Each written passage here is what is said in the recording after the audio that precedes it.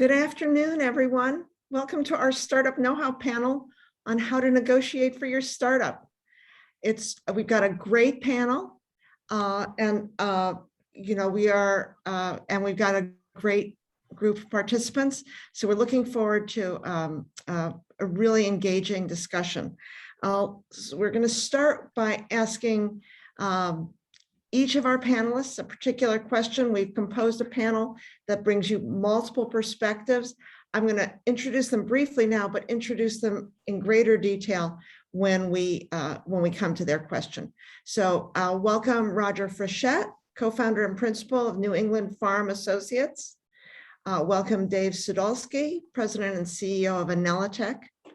Welcome Matt Whitehead, partner at Feinberg Hansen, and welcome Burnley Jaklovic, my collaborator in this series, who is director of technology, the Technology Transfer Office here.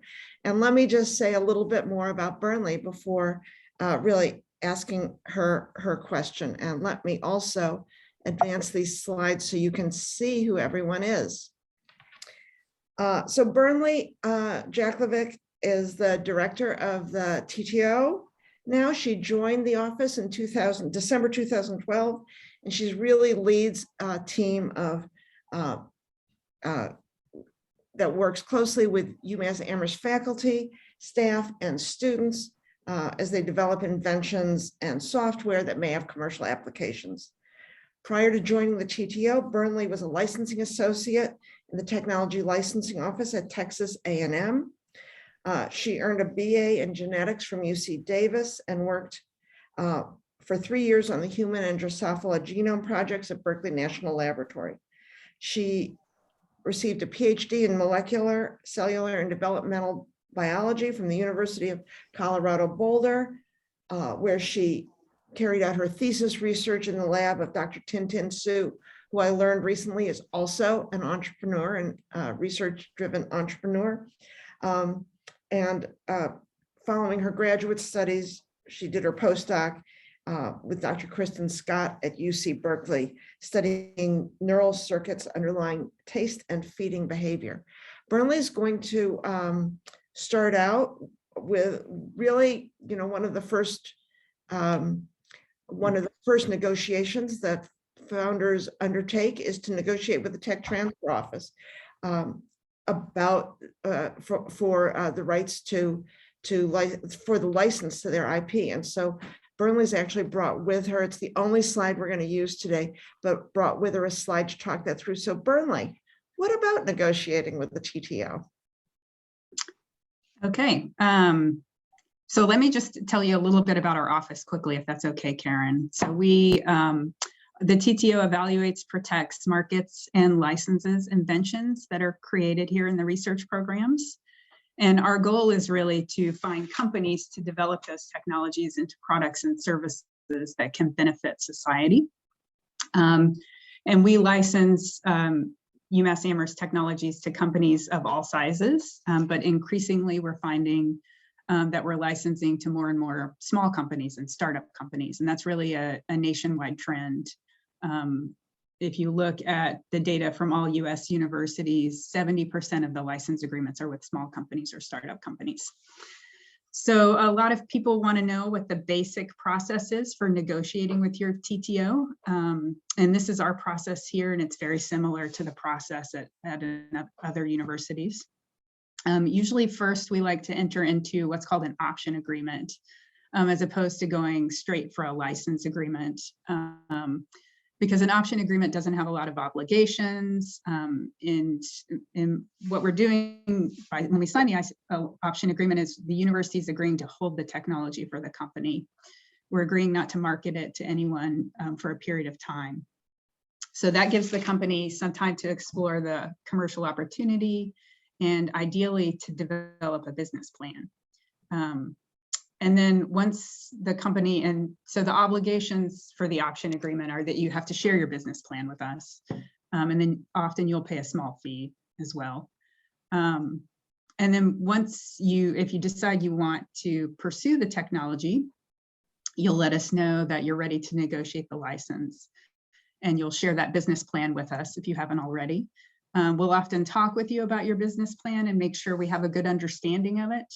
And once we do, the TTO and the company will negotiate the key terms and conditions of a license agreement. And that's memorialized in what's called a term sheet. And there are both financial terms in a license agreement and also non-financial terms. And I've listed some of them here. And these are really standard terms. And you'll see them in most license agreements. And then once we come to an agreement on those terms, we will prepare a draft license agreement and share that with the company. We'll negotiate it, and then ultimately we'll sign it. And so once we have a license agreement executed, that's really the beginning of our kind of partnership as the licensee and the licensor. And we'll be interacting with you a lot as you develop the product. Thanks, Burnley. That is great. And I'm going to stop sharing my slides now so that we can, and I'm tempted to ask you lots of questions, but we'll get to those later after we've introduced everyone. So the next, I'm going to ask Matt Whitehead a question next. Matt is a partner at Feinberg Hansen LLP. He regularly advises entrepreneurs, investors, funds, emerging growth companies, and middle market companies on an array of general business and transactional matters, including mergers and acquisitions, debt and equity financing, including early venture funding, joint ventures, licensing arrangements like with tech transfer offices, strategic partnerships. Matt holds a BA from Tufts. From Tufts University and a JD from Boston College of Law. We are very grateful to him. He shares his expertise with us regularly through the UMass Startup Law Office Hours program, and he, including coming up this Thursday. So we are really happy to have him. He's been a panelist before, and we are really grateful to have him back again. Matt, you're maybe the person that startup founders meet right after they have talked to or soon after they've talked to the tech transfer office. And you might be the first person that they really talk to about negotiating, a license or anything else. You help them with a whole variety of agreements, but what are the first 3 or 4 negotiations academic founders are likely to encounter? And just what's your top, what's the top advice you have for them in negotiating those? Yeah, a couple ways I could approach this, but I'd say at a high level, as legal counsel, I kind of have a high level overview and kind of comprehensive advisor role to founder groups, and kind of the first issues that a founder group would be faced with in terms of negotiating is in terms of equity splits among the founder groups, and in terms of who is going to be a principal and a founder of the company, and who's going to be more of an employee, and who's going to be an advisor. And there's kind of a way to delineate and demarcate between those different roles and responsibilities, and that kind of governs how you'd negotiate for equity, and what type of equity, what type of vesting schedule you'd have associated with that equity. Excuse me. And in the context of an academic spin out, it's important to consider what the role of the academic group would be versus the role of any sort of outside parties who are kind of partnering up to serve as co-founders, because you want to make sure that the splits are at least roughly in line with market expectations, market norms for that. I'd say that's one bucket of items that you negotiate in the context of incorporating, issuing equity, and making sure that the company is created and capitalized properly. The second bucket would be in the context again of an academic spin-out, really what Burnley had addressed, and that's the negotiations that you'd have with the TTO. And in the context of negotiations with UMass, other universities, I always find it to be super helpful to engage the TTO as soon as you can, just to lay the foundations for those discussions that will happen. Because personally, I find the strategy of being transparent and friendly and collaborative to just be a whole lot more effective than taking hardline stances on anything. And I think that it's more fruitful to everyone involved. And Burnley had outlined kind of the principal items that you'd negotiate in the context of your license agreement, and what's included in the field of use, whether the license is exclusive or not, what sort of equity rights are associated with that, what kind of anti-dilution protection that the equity rights hold, royalty payments, milestone thresholds. There's a lot that goes into it, but there's kind of a tried and true cadence there that you get on the same page with the TTO, with legal counsel, with advisors, whoever in your network is helping with that arrangement.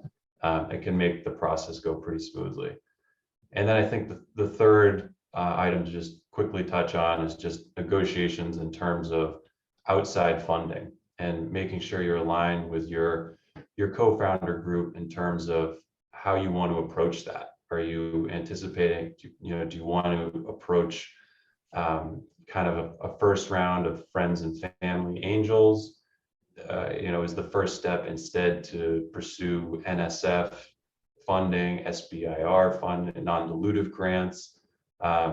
Usually it's some combination of all the above before you are then positioned to go to market for a bigger institutional VC round, if that's of interest. So just a few areas that you negotiate. And I think the general advice is the same, that just getting on the same page with the founder group and taking that collaborative approach is, I think, pretty critical.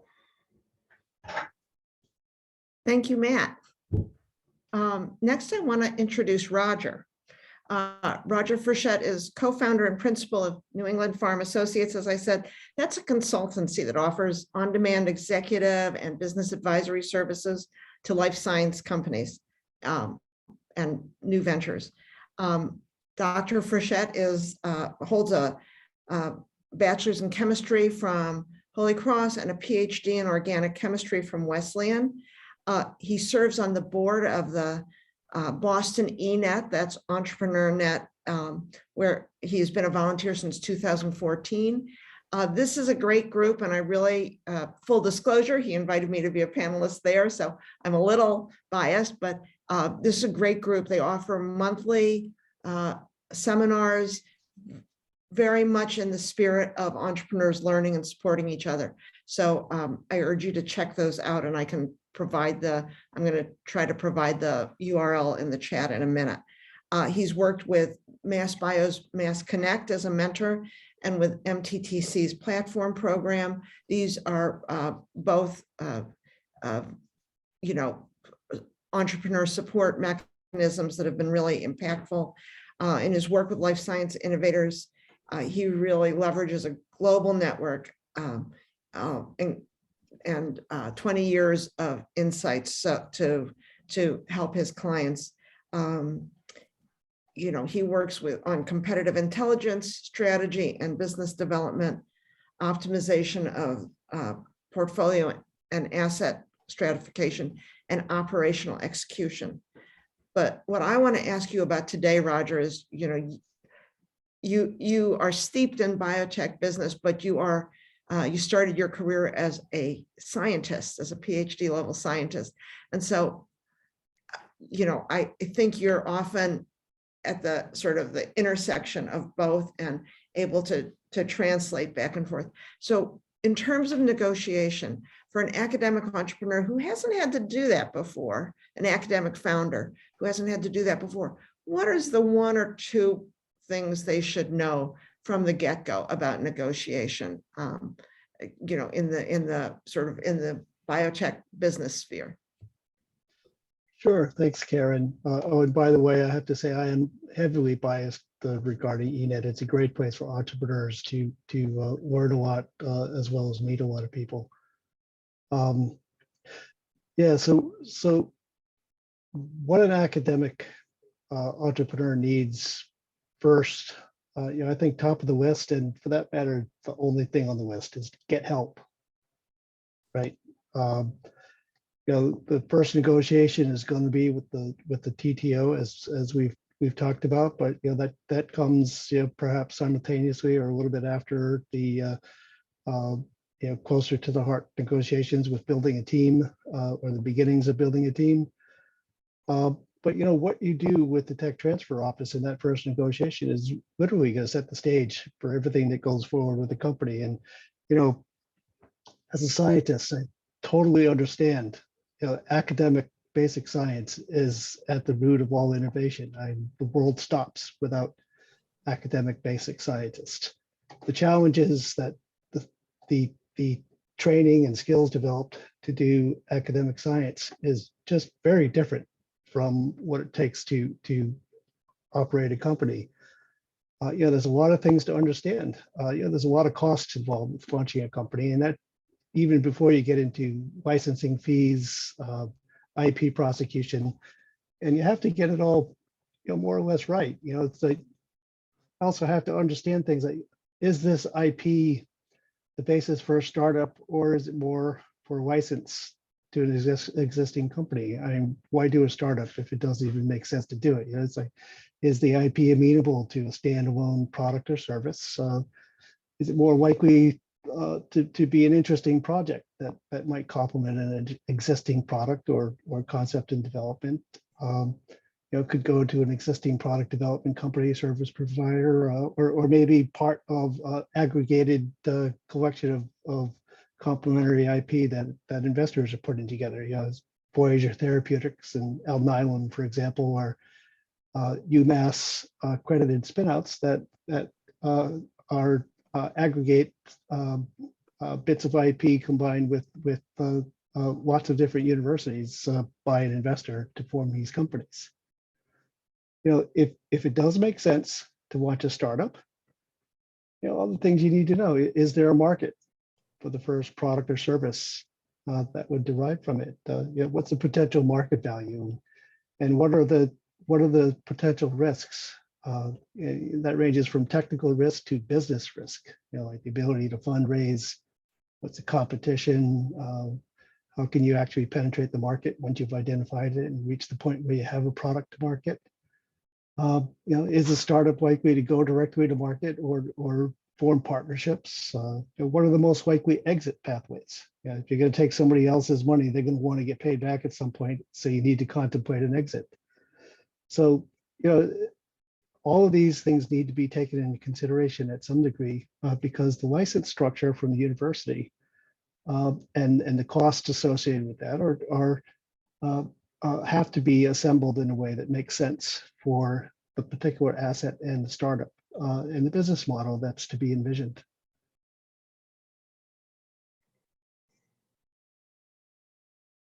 So that's great advice, to really look far down the road and to so we're going to come back to that later, I'm guessing. So last but not least, Dave Sudolsky is our panelist. This is the first time he and I have really met, but he's CEO of Accelerators, which he co-founded with George Huber when George Huber was on the faculty here. They secured initial angel funding for the company. He recruited a management team, a scientific advisory board, and now he's leading expansion of the company while George Huber is now a professor somewhere else. We won't say where. Under his leadership, Accelerators secured investments in world-class by world-class strategic partners, funding the development of their proprietary technology for cost-effective conversion of non-food biomass into chemicals, aromatics, in fact. And Nelitech has also established alliances for catalyst development, process scale-up, and hydrodynamic studies, and for basic plant design and preparation of technology for commercialization. Prior to Nelitech, Dave was business officer or CEO at 5 biotechnology and specialty pharmaceutical and bioprocessing startups, one of which, Dura Pharmaceuticals, was sold for $1.8 billion with a B. Dave has hands-on chemical engineering experience in process design and refinery plant startups with Union Carbide. He worked at Booz Allen Hamilton. He holds an MBA in marketing and finance and a BS in chemical engineering from Columbia University. So Dave, welcome. We are thrilled to have you, and we are delighted to have your perspective as a business co-founder today, which is to Roger's point about get help. Business co-founder is high on the list, on everyone's list here. So, you know, as a business co-founder, what's the most important thing as the academic and business co-founders, you know, get to know each other as a team? What's the most important thing for them to know about working together to negotiate for their startup? I think, you know, first of all, thanks for having me here. It's a big honor, and you know, a lot of people helped me out when I was starting up Nelitech, and so it's nice to give, at least return back the favor that all those folks that helped me 12 years ago. You know, I think, you know, there's a lot of great ideas in the world, and there's also a lot of great people, and so it's kind of the combination of a great idea and a great person and people that can work together. And so, you know, I think that's you know, that's what happened with me and George Huber. You know, we're chemical engineering backgrounds, and I had some operating experience, and you know, we just hit it off well. So I think there's the personal interaction as well. And then, you know, I think it was an agreement on, you know, maybe fact-based negotiating positions. I mean, finding, you know, reference points, the good advisors or people who've done it before, and, you know, getting reference points so that we were negotiating from, you know, what we thought was reasonable. The other thing that we also did was we made sure we talked to some folks that were in Burnley's, well, the tech transfer people at other places, because, you know, there's some things that the universities can negotiate, and there are some things that are absolutely non-negotiable, you know, like publication rights or stuff like that. And so it was good for us to know that up front, and just also working forward, you know, some of those deals that Karen mentioned, where we were working with strategic partners or catalyst licensors. You know, we brought on advisors who, you know, worked in those industries and knew, you know, what the sacred topics were and where they could be flexible, and it made us easier to work with, I think. And you know, because in general, I think it's important to find out what's important to you or the company, and agree with that, you know, with the co-founder, and then go out and get, you know, negotiate. So, you know, one thing that we do internally at the start of negotiations is we just write down, you know, what our principles of agreement are. So not, gee, we want to have, you know, 90% of the, you know, royalty or whatever. I mean, just stuff like that, but kind of like, you know, what's important to us. You know, what about control, you know, things like that. And then we'll share it with the other side, and sometimes we'll start by, you know, doing it together with the other side, or sometimes we'll say, you know, this is what we guess, we're thinking maybe your interests, and then correct us if we're wrong. And then from that, generally, you could figure out where the leverage points are, and then proceed ahead. But I'd say the first thing with George and I was, you know, getting a meeting of the minds, and, you know, our approach to business in general. Thank you. That's great. So we've got some questions that I can ask the panelists, but I also see there's already a question in the chat. And I just want to say that what we want to do is not make this, you know, a very constrained conversation. We want to really open it up. So if you have a question, put it in the chat, and then I'm going to ask you to read it, which may or may not be helpful for you, but we really want this to be a good conversation. So I'm going to ask Ian to actually unmute and maybe turn on your video and ask your question. Hello. Hi. My question was related to something that Roger had mentioned. You had mentioned that there are some companies that have product development models around IP aggregation. And my question is, that sounds like something that's pretty resource intensive, at least in terms of the costs associated with negotiating license agreements. Is that typically something that's exclusive for big companies, or have you seen startups use a roadmap of complementary license agreements to fundraise in early stages?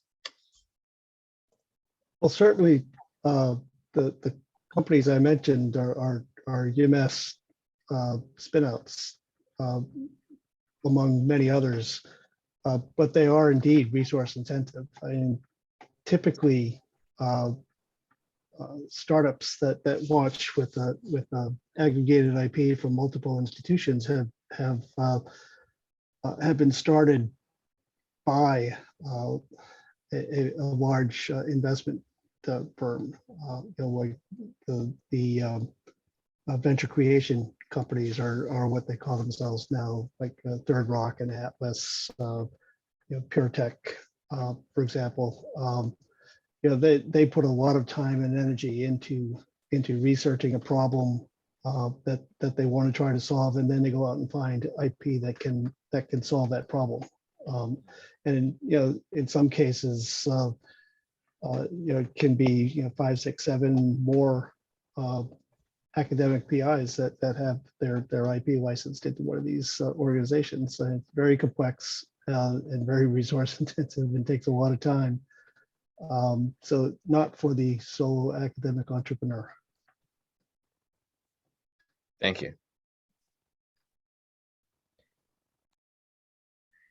So we touched on, I think everyone touched in a way in their opening comments on this question, but really, and Dave definitely did, but really, thinking about how people prepare for negotiations. Dave mentioned reference points. Roger mentioned the market.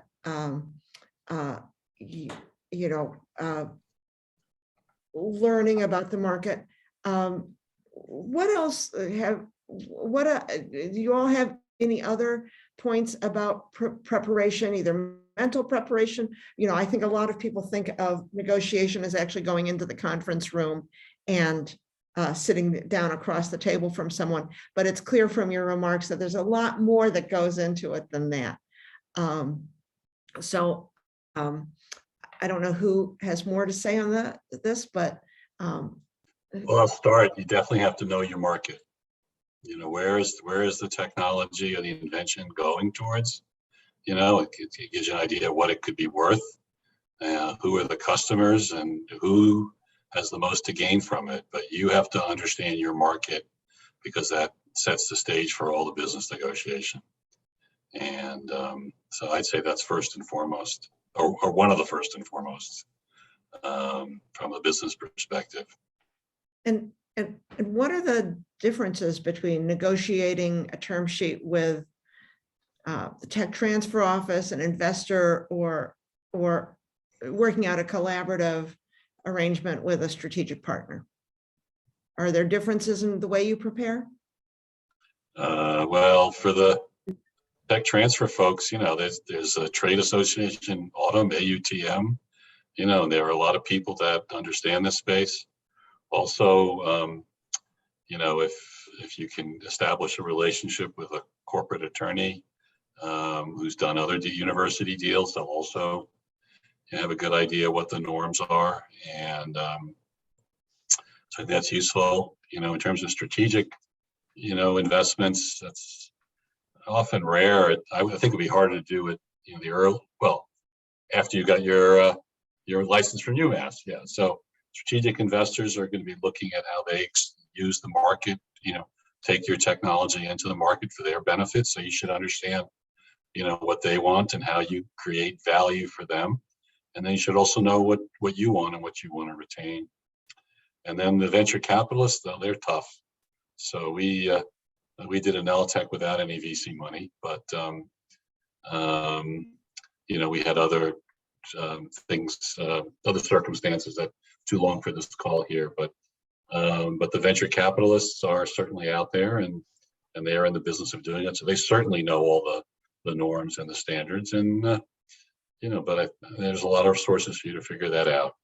And no doubt having a good business partner, if the approach is, should help you guide the discussions or figure out what you're going to do with the venture capitalists. So Yeah, I can jump yeah, in there I and was say gonna that ask you. I wholeheartedly agree with that the starting point is understanding your market and where you're taking the business, because otherwise, if you start negotiating with whoever the counterparty might be, you could easily get steamrolled by, well, this is the market term for this is the market term for that. And so you need to kind of understand that backdrop, but you need to also understand how you fit within that context. And, are there any distinguishing features for your business versus, okay, maybe they're saying this, applies broadly in the market, but maybe this is a different space. Maybe there's something that sets you apart. So really fine tune the business plan in connection with these negotiations. Yeah, and I think the other key element of the business plan besides the market is how much money is needed to develop the technology, or how much does it take to get to, say, the next value inflection point. And so, because the other thing you're going to do, especially if you're dealing with venture capitalists, is you're going to know how much money needs to go in, to get us to the endpoints, and make sure you're talking to the right venture capitalist as well, who maybe can get you there. Or just, there's some people that do Series A investing, and then there are others that do later stage investing, but you should know how much money you're going to need. And in general, the investors will give you enough money to get to the next value point, or the way they look at it is, what's all the risk that needs to be resolved to develop this into something commercial? And so I may not commit to giving you all the money to resolve all the risk, because if you don't resolve it, let's make this risk first and then I'll see, because then so that's kind of your development plan. And for folks that are developing, pharma technologies, I'm sure Roger's got a lot of benchmarks and things on that. If you're working on things in the information technology or digital space, then it's a different set of parameters. I'm not familiar with that area, but it could be substantially lower. I think that the way around to that, it's critically important to know your counterpart. You have to understand what their goals and motivations are. Burnley is a delightful person, but she also has a boss. What does she have to get out of a deal when she's negotiating with somebody? And even down to, I don't know how UMass does it, but there are lots of universities where a faculty PI or postdoc are not permitted to negotiate on behalf of a startup because it's a conflict of interest. So you have to understand that part. Venture capital, you have to understand that whoever you're negotiating with is not your friend, doesn't care if you succeed or not. The VC cares about making a pile of money for himself and his firm and for their limited partners. There's a method to how they do that. And you need to fit within the investor's investment thesis. Their entire, as David said, their entire premise is about de-risking. So they'll put in some money to de-risk something, and when it's been de-risked, they'll see about putting some more in to get to the next level of de-risking. Value inflection milestones. Their idea of how your technology fits into the grand scheme of things needs to fit with how you you see that happening. Otherwise, there'll be an inherent clash.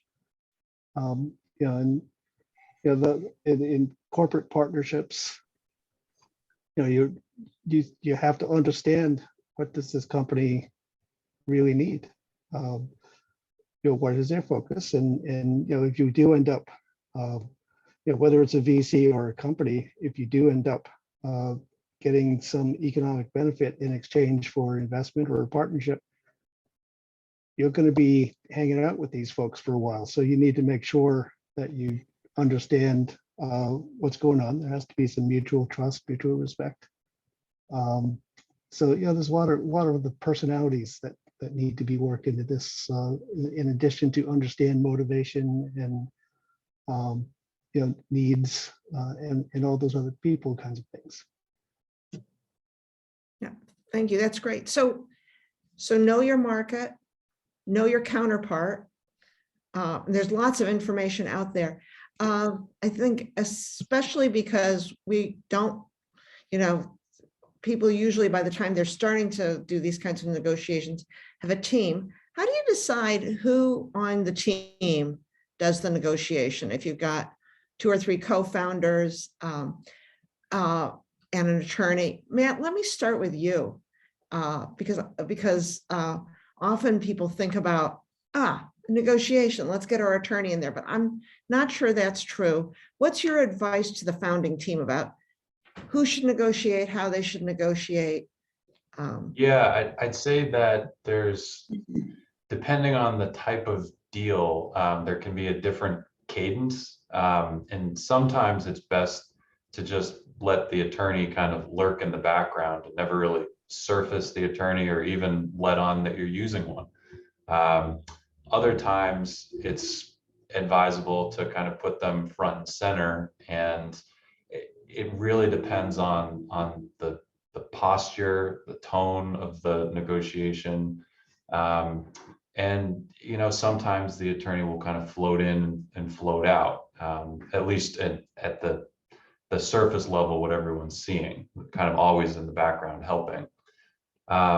In terms of who on the team would step up, I think it's really whoever is best equipped in the group. I don't know that it doesn't need to be it usually would be someone who has the title of CEO or president, but you know, for early stage startups, you know, it can be a couple people on the phone. It doesn't necessarily have to be just one, but it's really whoever is best equipped to field some questions and you know, be responsive in that way. I don't know that there's really a hard and fast rule for early stage, and for later stage it will be much more defined, with the CEO has specific roles and the CFO has specific roles. But early stage, each co-founder, you know, while you'll have a title with certain responsibilities that go with it, it's really kind of, most people are serving in jack of all trades kind of capacities. Burnley, who do you, to Roger's point about the you know, some tech transfer offices do not want to or are prohibited from negotiating with the academic founders. It's conflict of interest. What's the rule you know, at UMass TTO?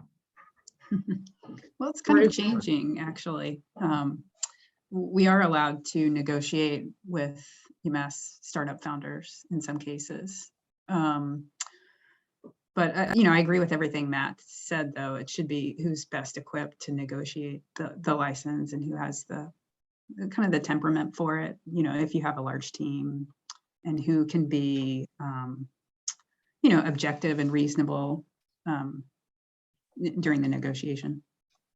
So now let me ask both Dave and Roger, you know,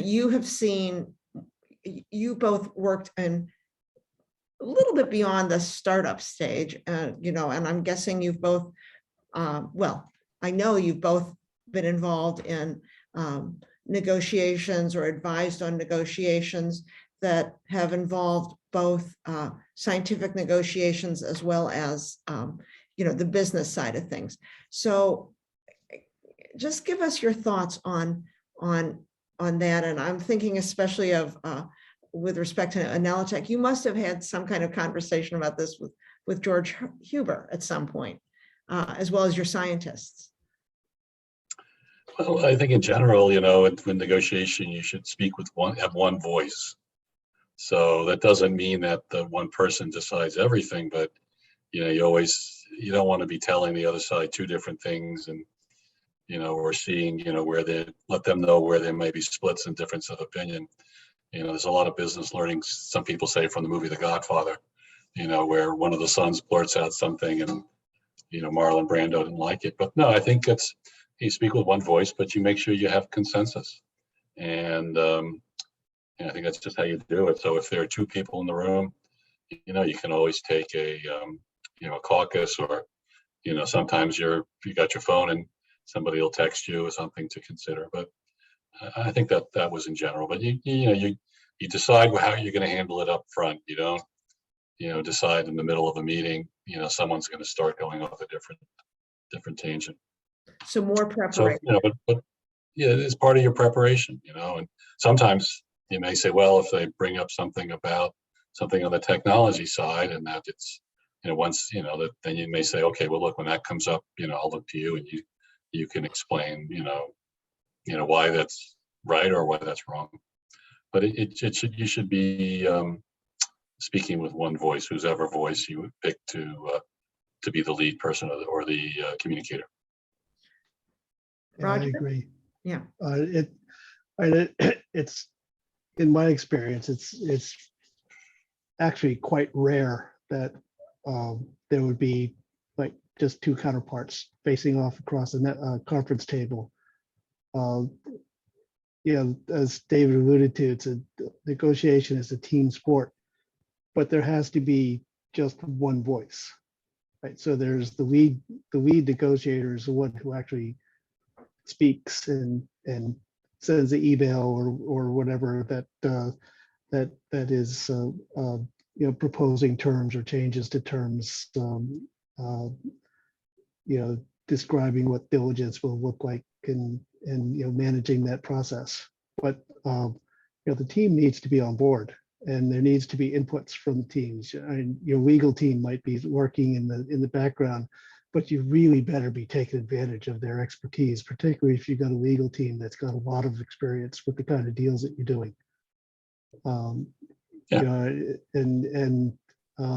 all those inputs are important with one voice.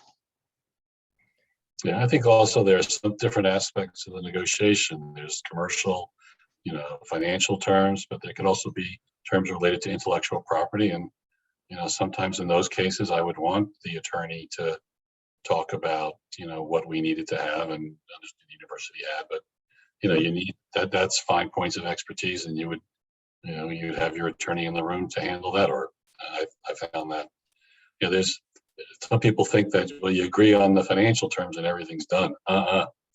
In fact, in my experience, particularly a lot of the strategic deals we've done, the business terms are the easiest things to get done. And then it's everything else that follows. IP ownership, termination, what happens that things don't work out. I mean, there's just a whole host of things there. And so, at times I would defer to the attorney. And then sometimes you may need two types of attorneys, an intellectual property lawyer and a corporate lawyer. In our case, we had a licensing lawyer who knew enough about both to represent us. But I'm sure in different circumstances, it may be different. Sure. Yeah, and we did an exit where we had to have three different kind of lawyers in the room, including one that turned out to be the mad dog enforcer that brought things back onto the rails at one point. The different personalities are helpful as part of building the consensus, and yeah, certainly, whoever is expert on a topic can represent whatever that expertise is. It is truly a team sport, but but there is one person in charge who's responsible, right? So that you can't have the opposing side or the counterpart wondering who they should respond to. Caitlin, Yeah, I was trying to like formulate my question and I couldn't type it out, so I'm just gonna ask it. But go for it. so like backing it up. So like if I was to think like, okay, I'm interested in a startup, all these things are very exciting, but like lawyer, like my first thing is where do I get the money to get a lawyer? Like going back like further than like steps in that, if you're interested as a business and you're trying to get this going, you need to get money to get a lawyer, to talk to the license, to get the license, to get the company, to get the VC, like all these different steps. Like, I feel like I'm in the, like, I need credit to get a credit card thing. And I'm like, how do you even get your credit score to get a credit card? But like, I don't know my specific question, but I'm kind of curious is what are the, like the very bottom steps of this house that has to get put in place so that you can even like walk into a tech transfer office and say, I have a really good idea I want to run with. Yeah, I can probably start on that one. First and foremost, startups aren't made for sissies. That's where get help is really important, right? So the good news is there's a lot of people who, as the folks at this panel are doing, really enjoy giving back to the community and to young entrepreneurs. You can find people to be mentors, co-founders, board members by networking. Right. Going to panels like this, going to in-person events. I'm sure there are events in the Amherst area, but just an hour and a half away, you can't go 2 hours without having some kind of a networking event in the greater Boston area, which nowadays extends out into Worcester. You go out and meet people, you talk about your idea, you talk about what you'd like to do, you get feedback on it, you get people who are interested in, you have conversations that lead to helpful relationships, whatever that ends up being. And in the end, lawyers are indeed expensive, but then so is everything else, right? So some attorneys offer special deals with entrepreneurs to give them a leg up, maybe some deferred payment services or some free services for a very early stage in exchange for a longer agreement. Not all firms do. You don't need the named partner at Ropes and Gray to negotiate a very early agreement with a co-founder. So you can go to somebody who has some experience but isn't $2,400 an hour. It's a game of creative access to resources, and that's where you get help from. People will help you find the way to do it. Yeah. So and let me, Dave, do you have a comment? Yeah, I'll just say that, attorneys get clients through different ways. And Caitlin, you're going to start a company and, it could be a potentially high flyer. And down the road, you're going to do financings and partnerships and, the deals. And that generates a lot of legal fees. And so how does an attorney get your business? And how do you pick which attorney is going to get that future business? And so somebody at some law firm who's probably figures out, hopefully the lawyers will say, well, I'm going to set aside so much of my time for marketing, which could include helping people out. And then as part of that deal, you agree to engage them when down the road. This is a better question for Matt. Yeah, I'm happy to jump in on this one and say, this is all right on. And I think that by virtue of the fact that you're attending this type of meeting, this type of panel, it shows that you're resourceful, and I think that that's critical for the earliest days. I think another thing to look into is different accelerators. I'm a mentor at Mass Challenge, for example. That's a big accelerator.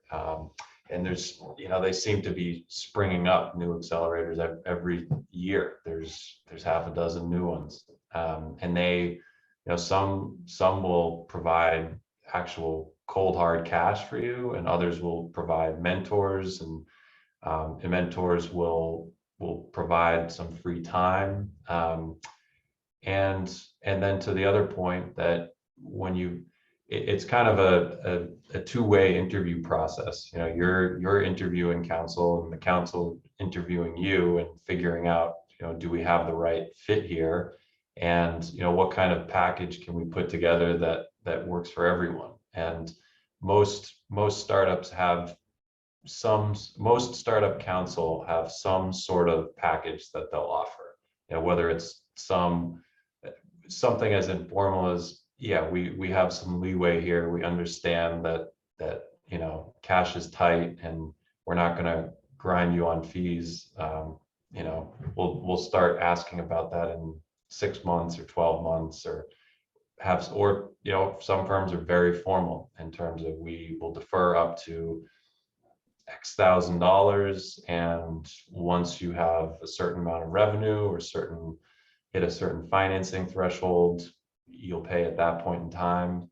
It's very, very firm dependent, very relationship dependent, but there's not a one size fits all. So it is worth speaking with different people, and you could see what works best for you and your team. Yeah, well, and Caitlin, thank you for giving me an opportunity here for a shameless plug for Matt for startup law office hours, but also for what Burnley and I are trying to do here. We are trying to create these panels to give some free advice. We also both facilitate meetings with potential mentors, and ISLE's Venture Development is, we really try to be informed about emerging accelerator opportunities. We try to help build the business plan, at least an initial business plan and an initial pitch deck. We can point you to in fact, we try to find sort of on a bespoke basis with our business innovation fellows for faculty-led startups, specific funding sources that might be grants, but we also know about programs for students, competitions. VentureWell has specifically grant funding for students, for STEM, STEM students. So there are actually lots of ways to think about getting these. And actually, the Harvard Business School definition of an entrepreneur is somebody who aims to do something beyond beyond the resources that they already have to accomplish that. So you're on the right track. Yeah, I think an academic entrepreneur at, say, a community college in South Dakota or Iowa or something might actually be more or less alone, but certainly in the Massachusetts environment, Karen is a wealth of resources in Amherst, and throughout Massachusetts, nobody's alone. This is the huge entrepreneurial support ecosystem.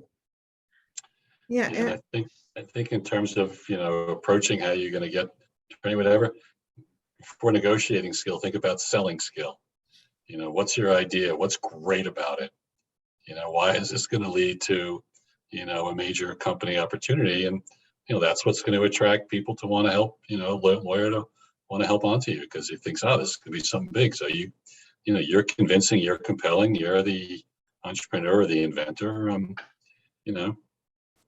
I think you should, if you believe it, which you do, if you're thinking about being entrepreneurship, that takes a lot of guts, then you should be able to sell it. Boom. Yeah. This is what I'm doing. This would be great. Do you want to get on board? I'm interested. Anyway. So that's a great, yeah, go ahead. that's a great pivot point to say. I'd like one last thought from each of our panelists to close this out. We sometimes stay a little beyond, but I want to respect everyone's time. And so let's start with Dave. Oh, geez, I just gave my best points All right. already. But no, in general, I'm really, I'm really congratulate all you guys for getting the call and doing what you're doing and learning and you really go for it. I think, I guess I learned a lot along the way and a lot of things, we didn't know, but I guess I just had enough confidence and had enough of a system around me that, pushed it forward. And if you guys have a great invention or a great idea, it is great and drive it. I think, self-confidence is important and also it's, frankly, it's also a lot of fun. You're on the cutting edge of things you're doing. You've got a great educations and now you things to do. I mean, really enjoy it and I think about this incubator thing. The other thing about being an incubator, I mean, so of course you get access to, the people like Matt and, financial people, that participate there, but you're also in this community of other people doing the same way. And, those folks pick you up or you have something to share, share successes and failures. And, you're going to get you may get a lot of no's, but you only need one person to say yes. And, dealing with that along the way is important. We were fortunate, I'm in New York City, so we were fortunate to get into a New York University, Brooklyn Polytech incubator.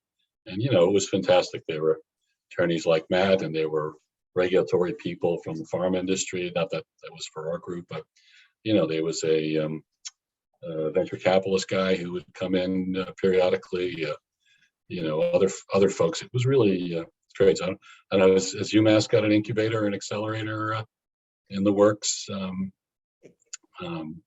But those things were excellent for us. Anyway, that's my thing. Let's go for it. That's great advice. Be brave. Yes. Roger?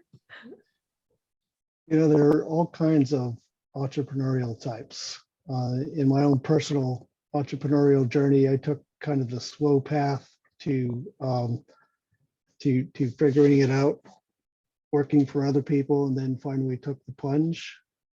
It took almost 20 years.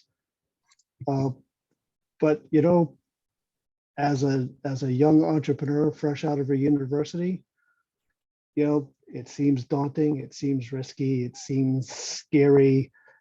Imposter syndrome sneaks in there with a lot of folks. And yeah, that's normal. That's okay. Go with it. If you've got an idea and you can build up some support with it, there's a lot of resources around. We've heard about incubators and accelerators. You can ensconce yourself in one of those kinds of facilities and get access to people like Matt and all kinds of other expertise.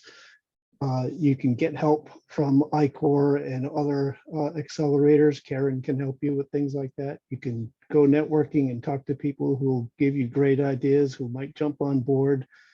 I've worked with, in the last 10 years, a range of entrepreneurs, and the ones that are the most exciting are the youngest entrepreneurs who are really passionate about their idea and their concept and their urgent need to make a difference in the world, and they throw themselves into learning what they need to learn to make this happen. And that's where you get the successful serial entrepreneurs and board members and all kinds of other things that the people turn into during their careers. But I think that the first step is to take that first step. That's great advice. The first step is to take a step. Matt? Yeah, I kind of echo what everyone said. Is lean on other people, and the more connected you are, the better chance you'll have. And I love when people reach out and have a question like, oh, do you know someone who can help point me in the right direction for this particular accounting point? And I say, oh well, yeah, let me reach out to this other person in my network. And I think it's just becoming part of that, whatever startup community you want to be a part of. I think it just helps. It helps answer these questions and helps unlock these solutions for you that might otherwise seem daunting, because as we've said here, you know, as you're starting to get your company off the ground, it's a little bit daunting because you kind of need to, we're telling you, you need to know where you're planning to end up. And you know, that, who knows how long that could be. That could be 10 years, 20 years, it could be a short time frame, 5 years. So it's the more help that you can get, the better off you'll be. So just lean on your connections, and I find people generally do want to help out. They want to volunteer. They'll be happy to jump on a call for 5 or 10 minutes and point you in the right direction. Burnley? Okay, I'll keep it short. Yeah, I agree with everything everyone said, but my final thought is just remember that your TTO is kind of aligned with you in terms of goals. You know, we want the technology to be successful, and we want your company to be successful. So we're going to try and negotiate the best deal for your company. So just remember that if the negotiations ever get difficult, that we're really on the same side. Well, that's a great way to end up. And I'll just say thank you to our panelists. I've really enjoyed this discussion. I know that the entrepreneurs who have come today, and everyone who came today, or almost everyone who came today, is already working on a company, is already facing some of these challenges themselves. And then the other thing is that this will be available by video, so there will be more impact. And thank you. We really appreciate it. Thank you so much. I really appreciated hearing everything. All right, thanks, Burnley. Thanks, Karen. Thanks for Thanks, including me. thanks everyone. Thanks for the Nice to meet invitation. everybody else. All the best. Bye now.